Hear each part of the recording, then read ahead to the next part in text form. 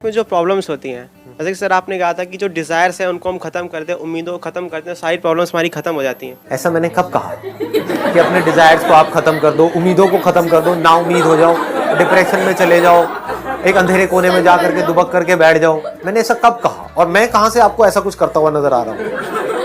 मेरे से बड़ा यश आपने देखा नहीं होगा इस दुनिया में। डिजायर पूरे नहीं करोगे तो उस डिजायर से ऊपर कैसे उठोगे? शादी हो गई आपकी? नहीं। अरे यार शर्मा गए आप तो ये जो शादी का डिजायर है, जब तक ये डिजायर है या नहीं है? नो, डिजायर भी नहीं है, मतलब बिना शादी के गर्लफ्रेंड का डिजायर है? बोल दो यार। यस,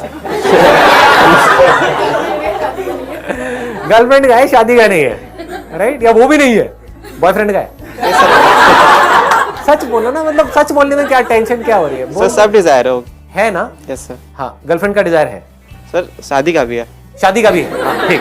अब आए हम सच्चाई की तरफ बढ़ रहे हैं आगे। तो जब तक ये डिजायर पूरा नहीं होगा, क्या डिजायर से आप ग्रो कर पाओगे? नो।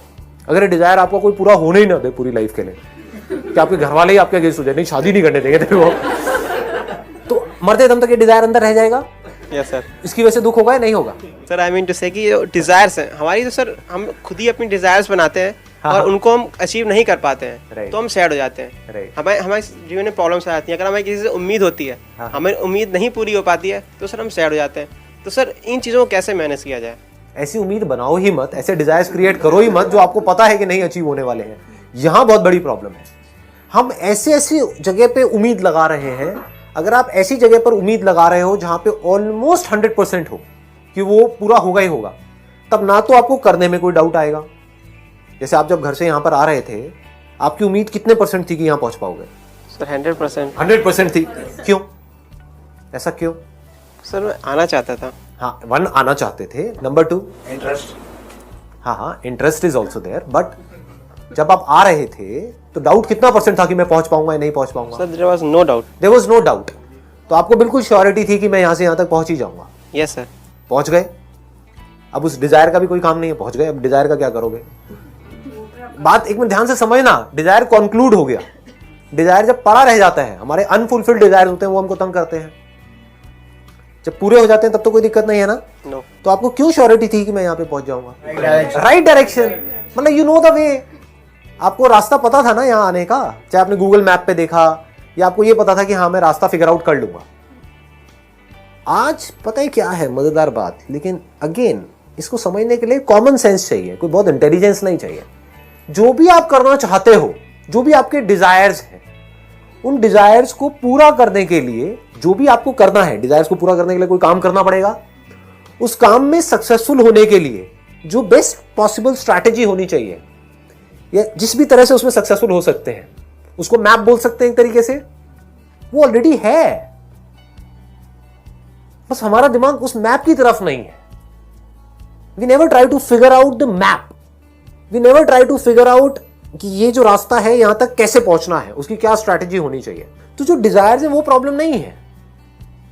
ऐसे डिजायर्स जिसका आपको पता ही नहीं है कि मैं क्या करूं, कैसे करूं, कॉन्फिडेंस ही नहीं है, फिर भी आप उसको पूरा करने की कोशिश कर रहे हो, वहां पे प्रॉब्लम है।